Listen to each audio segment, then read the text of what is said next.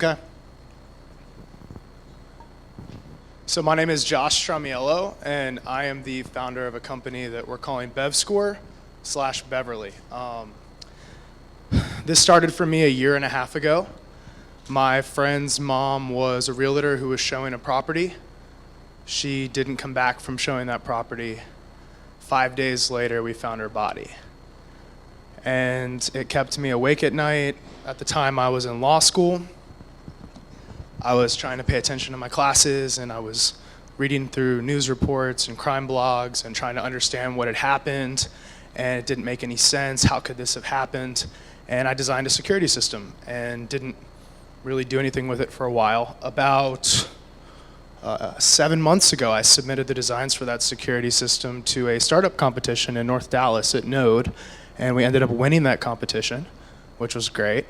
And from there, BEVscore has evolved, and we just got into the App Store with a functional, working version of it 3 weeks ago. So what is the... Thank you. So that's the story. So what is BEVscore? What is it that we do? What is the problem we're trying to solve? Technology has done an amazing job of bringing people together. You click once for an Uber, you click once and swipe right and you can have a date tonight, but how do you know that that person you're meeting, come on, you can laugh, it's okay, we're past the sad part. How do you know that that person you're meeting is who they say they are? How do you have accountability for that meeting?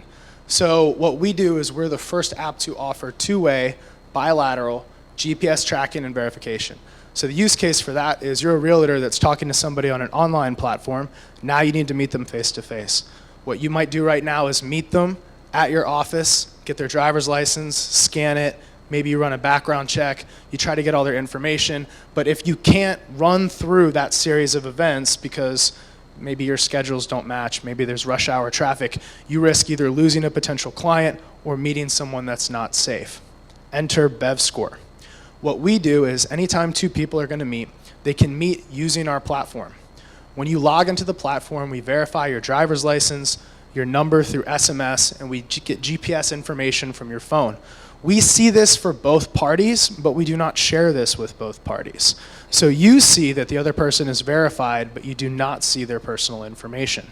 You can then pick a time and a place, and we will track the location of both devices up into the meeting. Then we have a dead man switch set to an alert, so we can check in with you and say, hey, was everything all right? If you don't check back in, we can alert your friends and family. So we see the problem as going across three major verticals: the real estate industry, Craigslist, and online dating. With Craigslist, billions of dollars in consumer goods are sold and exchanged every year, and a lot of people don't want to use it because they're afraid either for their person or they don't want to have large cash items when they're meeting a stranger. We can provide safety and security for that meeting. At the end of a meeting that you've completed using BEVscore, we ask you, how was the person you met? Did you feel safe when you were meeting that person? And we give you an opportunity to build up a character score, because 99.999% of people when they meet don't have an interaction that ends in an abduction or violence. People do what they say they're going to do for the most part. It's a minority of people who are bad actors. So we're allowing the people that are good out there. Just because that's a stranger does not mean they're a bad person. We want you to be able to build up a score so that other people can see this is a trustworthy person. I can trust them to come in my home to buy a couch. I can trust them to buy a used car in a parking lot or something like that where I would bring cash. Market opportunity. My slides are a little messed up. When we did polling, the number one concern for female realtors was their physical safety when they showed a property. The number one concern for male realtors was they might not get a sale.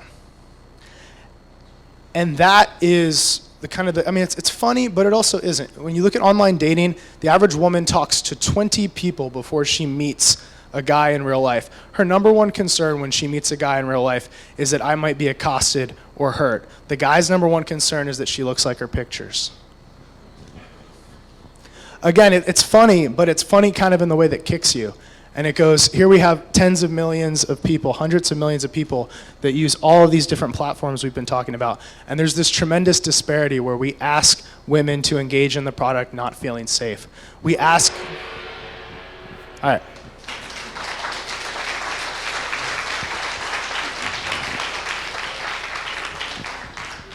Questions?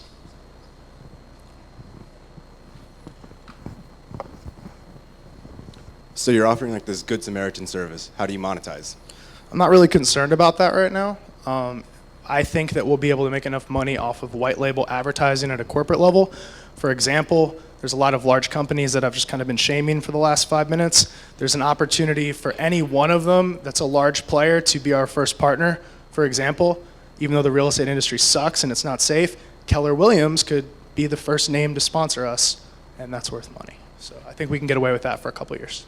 So Josh, I missed something completely, so I'm sorry. Sure. So we both sign up. Yes. We're going to meet.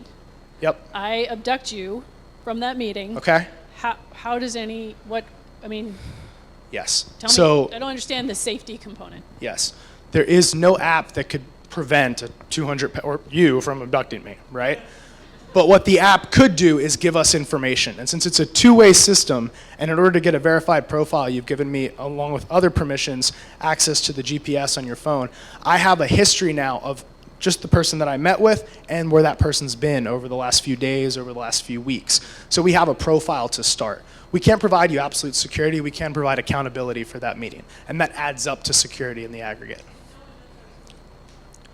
You can set in it to alert your friends in your contacts list. So it's going to say, hey, she was at this meeting, something happened, check in, and then you can contact us and we're holding that information. Do you guys currently have partnerships with background databases or federal databases, or do you plan on doing that in the future? So there's some free public ones that we can scrape. Even if we were going to do it exhaustively, we wouldn't be able to operate for free, and it would increase the time that it takes for us to have a verified account. Our initial goal is to make it extremely hard to get a repeat account. So by using the parameters that we're looking at, SMS verification for a phone, a driver's license, you might be able to get on our system with a criminal record, but you wouldn't want to, first of all, because now we're monitoring your behavior and you've given us a lot of location permissions. But separately from that, and I'm still trying to answer your question. I know it seems like I'm running around it. I'm not. You can make an online dating profile, call yourself Ted55, be extremely racist and derogatory to a bunch of people. Then Match kicks you off, and you just make Ted56. Our system, you can't do that. We've identified who you are through your driver's license and these other parameters. You get one account. So if you act like an asshole, yeah. Kind of bouncing Doesn't matter what off number that comes after your question. name. So let's say somebody meets with someone else and they don't feel like that person's a good person, but the person is. They just had a bad day, or the sale didn't go well, or whatever. Yeah. How does said bad person redeem themselves, or how do they?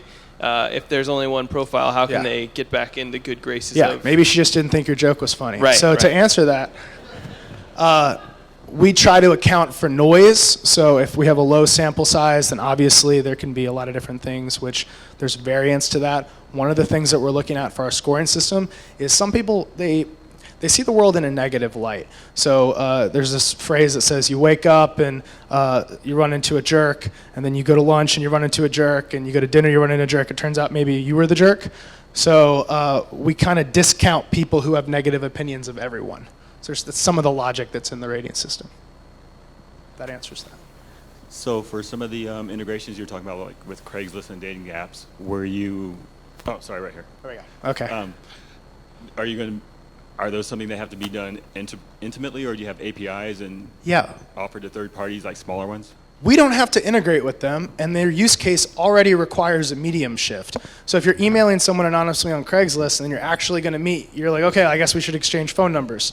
In this case, since we have messaging on our app, you would now exchange BEVscore usernames. If you're online dating, and instead of exchanging that phone number, when you give someone your phone number, they can find out your residence, they can do a background check on you.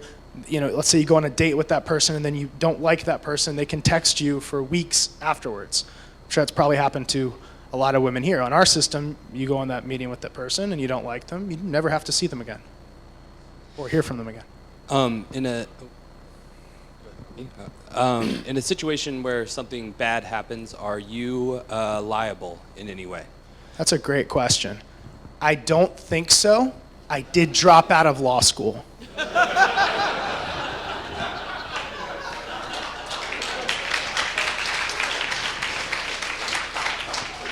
I think it's a great thing you're doing. How do Thank we you. help you? You're welcome. We're currently fundraising, so if you know people that would be interested in that, currently we've bootstrapped it, friends and family. Tyler and Bones are back there. Their parents kicked some money in. I've kicked some money in. So give us money. Thank you.